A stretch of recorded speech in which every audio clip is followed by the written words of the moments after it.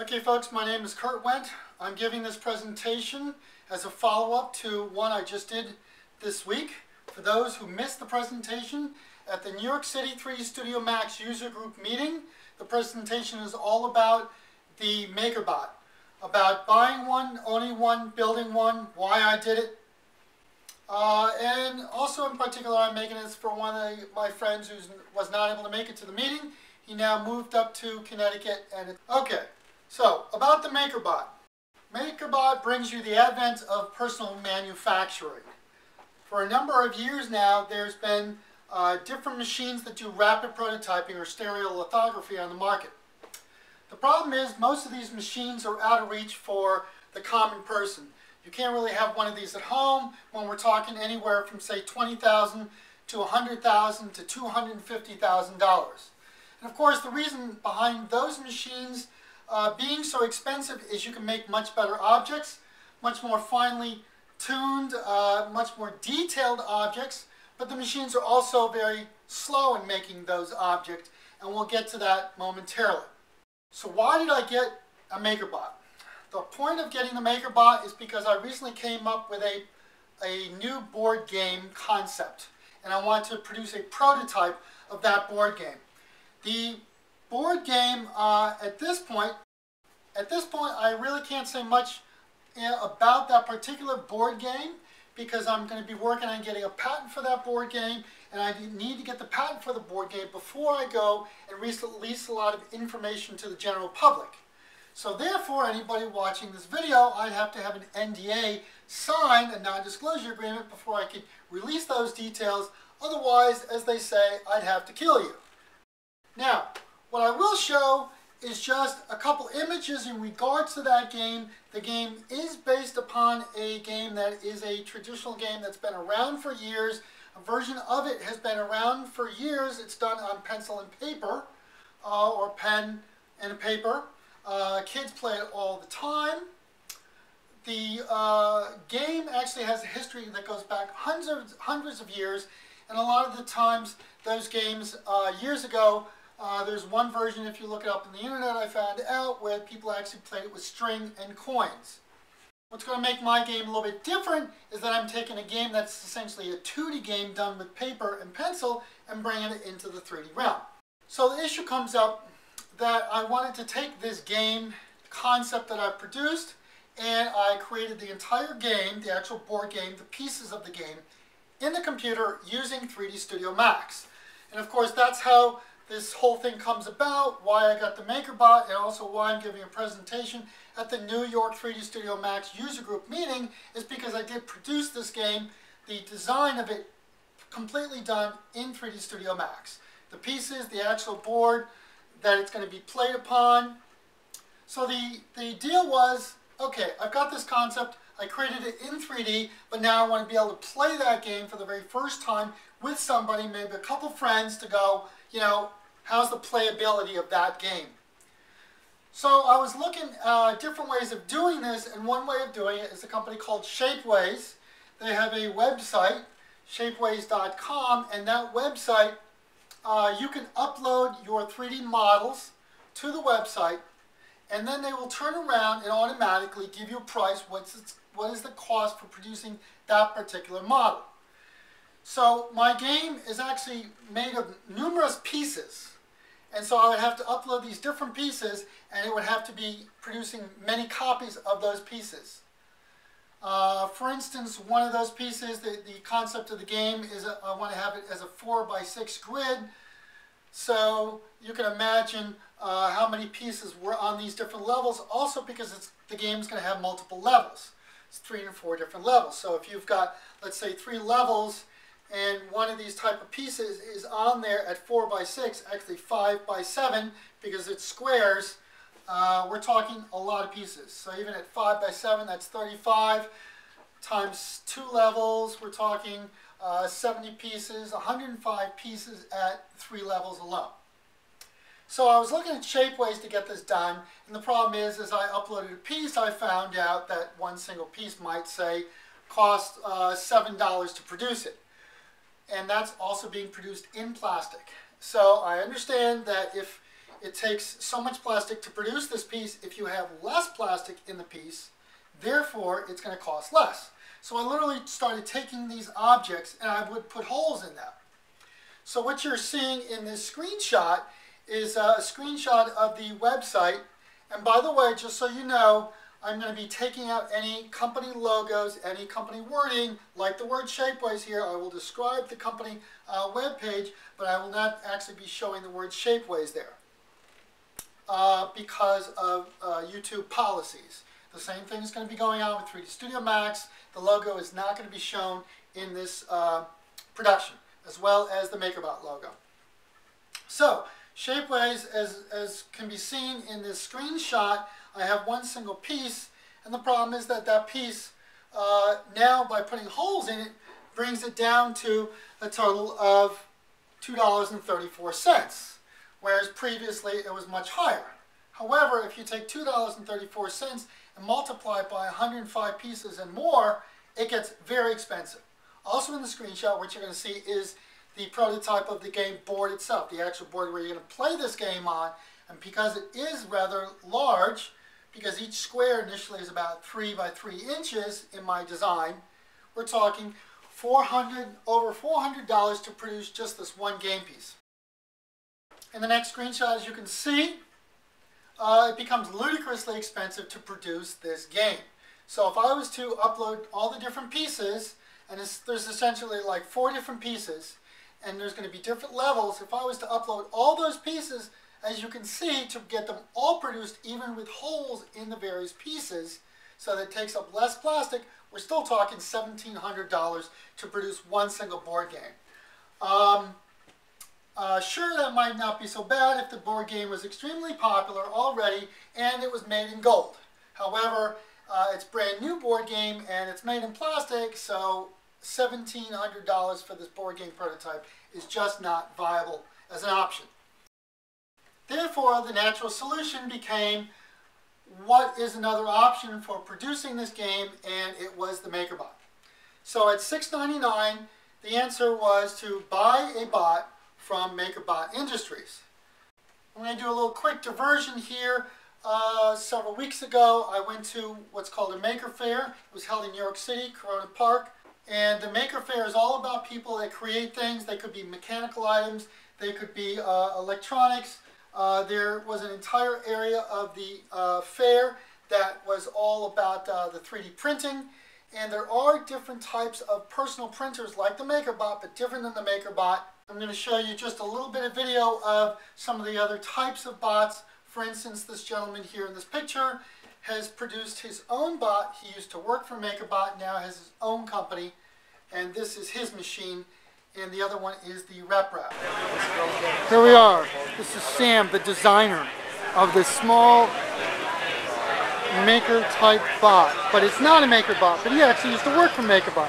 Okay, I want to get video on here too. So here's the MakerBot. Here's the bot, not MakerBot. What do you call this bot, by the way? Solid Doodle 3D printer. Solid Doodle 3D printer. And there it is in action.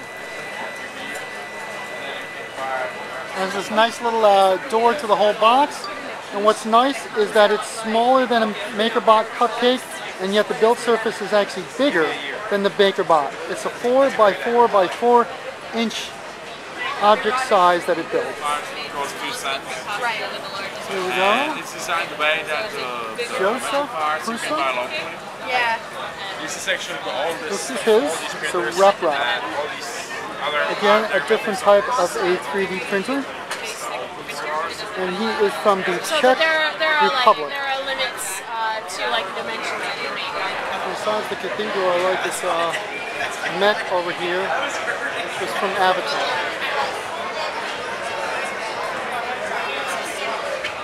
And now a note from our sponsor.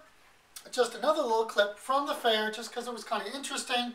I'm sure that people here watching this video have seen the movie Underworld, which is a war between vampires and werewolves. Well, these werewolves in certain scenes were not purely 3D, but they were actually men in costumes. And to be able to have these men in costumes, the werewolves are portrayed as being about 10 feet tall. So they put these people on these kind of stilts where you wear this kind of a springy still, and it lifts you up 3 to 4 feet into the air. And one of these guys was going around at the Maker Fair wearing these kind of springy stilts and walking around, and I thought I'd give that a try. So that's what you're seeing.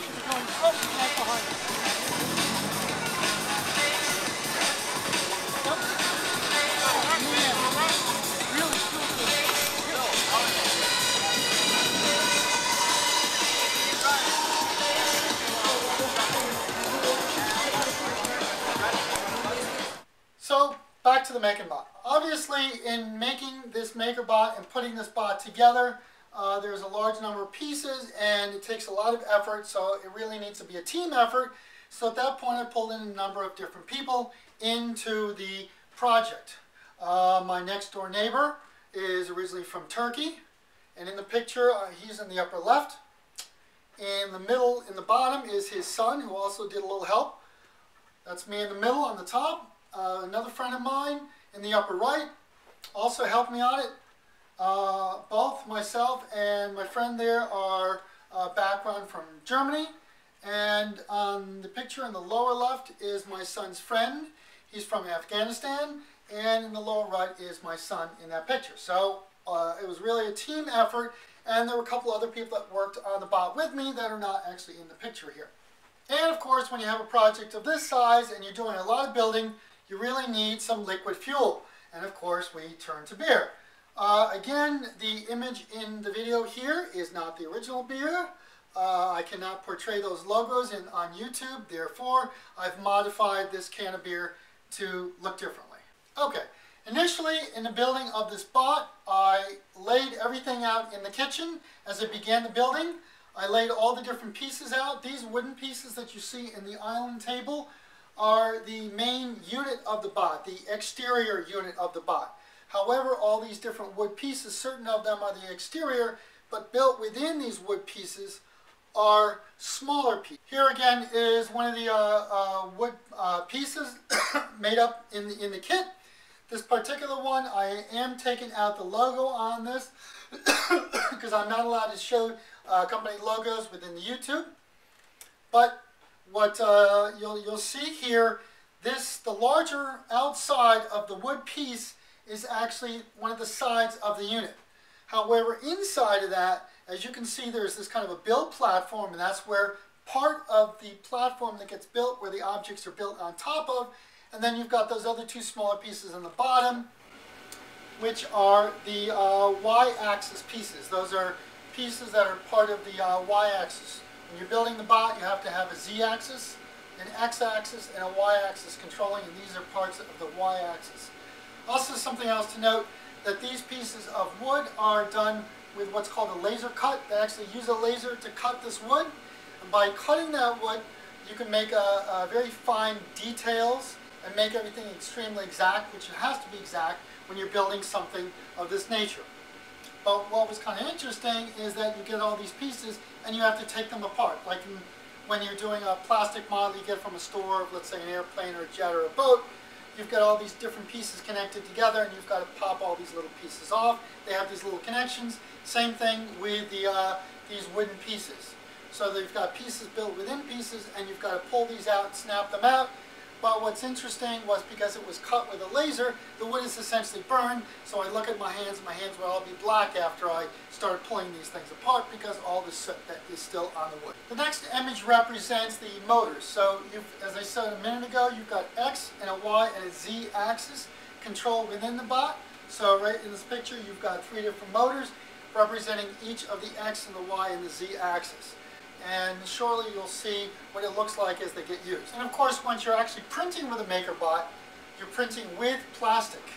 There's different types of plastic. What's pictured here is an ABS type plastic. There's also, I think it was called a PLA type plastic, although it's rather interesting. When this one burns and is used in the machine, it does give off a nasty stench that has to get vented from a room. But the other type, I've heard, because it's PLA and it's supposedly based upon cornstarch, it literally smells as though you have biscuits that are cooking when the machine is in operation. And the other thing I found rather interesting with this which I've never really seen before. The entire kit is very complex, yet there are no directions that ship with that kit. Instead, all the directions are online, and therefore you need to go to these various different web pages to learn about how to build it. And everything is completely step by step through the entire process. Although some of these directions could use a bit of work, there's numerous times where I've come across something that was unclear. It really did not make sense how you're supposed to construct something. Sometimes I would look around for other web pages that would lead me in the right direction. Sometimes you just got to figure it out. But again, remember that doing a MakerBot, it's all of this kind of world of what's called DIY or do-it-yourself, and therefore people are making things and creating things, so you're building this yourself, and many times people are also doing modifications to these units. So here's one of my assistants at work. This is my neighbor. He's working on one of the units, and this one I think he is working on the Y-axis unit. And here's two more of my assistants. That's my son to the right and his friend to the left. As part of the heating unit and the motor unit, there's a very complex sort of thing you have to build, and there's a lot of these plexiglass pieces. So it's clear plexiglass pieces, and they don't want it to get scratched up and abraded, so the way they build these pieces, they've got it coated with a kind of a paper that's stuck to it. So you literally have to pull the paper off, and there's numerous different kind of pieces, different sizes, somewhere about 20 or so pieces. So I had the young boys pulling off the paper of those pieces, so that while they're doing that, I was working on another part of the bot.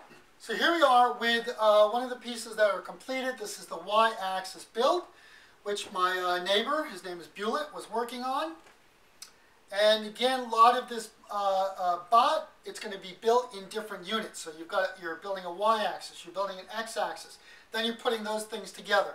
You're building maybe the heating unit. You're assembling the motor pulley that pulls in the plastic filament from that spool. They're all different pieces, and you can literally be working on different pieces at the same time. And there are people that actually do kind of intensive building, MakerBot building sessions where guys may get like a bunch of different guys and just, you know, hunker down on a Saturday with a bunch of beer and just crank away at building this thing. And it is possible to build it probably in about 24 hours or less if you have enough people and they know what they're doing and they can work fast enough. But I didn't have all that much time, and therefore it took probably about a month and a half to build the entire bot. So the next picture you can see, it's the X and Y stages. These are now completed. Also, you will notice that there's these kind of rubber belts. Those belts are the controlling things that have a little teeth in them, and they go around a certain gear, and each of those gears go on the different motors. So in this case, what you're looking at here, there is one motor inside the bottom larger piece, and that's going to be shifting that smaller piece on top of it back and forth. It sits on these rods, and then there is that kind of a belt there to shift it back and forth. So that's one direction, and then the larger piece then moves in a different direction. So if you've got, let's say, the smaller piece is going in this direction, then the larger piece within the bot is going to be moving in this direction. And again, the larger piece, as you can see, has another rubber belt there, and that's going to be connected into the bot. So here are building of the main box. Again, I will be etching out some of the different logos on the MakerBot here in these images because of the YouTube requirements. So this is the main box, a wooden box. So you have to build these different pieces and put these different pieces together. And it is rather tough to get some of them together because you got to pop them together, and they have certain ways in which certain things fit together. But the problem is, once you've got 4 of these, and now you have to put the top on, it has to fit just right, and it's difficult to get it together without trying not to break the wood.